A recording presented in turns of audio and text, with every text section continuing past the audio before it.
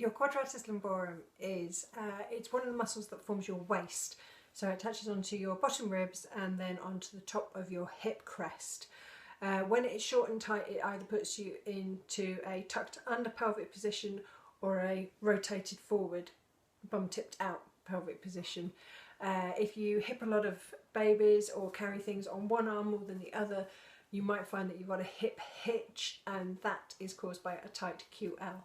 You can treat it with a tennis ball. It's really kind of simple. Okay, so you're going to be laid on your side, and you might want to find a cushion as well. So it's this here. This, in your waist, is how you're going to get into your quadratus lumborum. So just find yourself a spot where you can stretch out.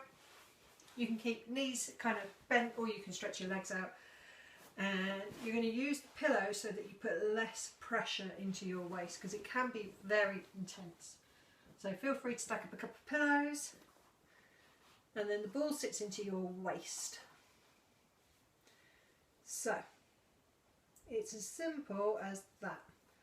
The ball, if you can see it, is tucked under me, and you're just going to soften into that, allow your breath to drop in. You can also just give yourself a nice stretch by bringing the other arm over. You might find as well that any kind of yoga stretches or side bending stretches are really a nice way to get into that QL. So from sitting, anything which encourages this. Use both sides of the QL if you're working with it.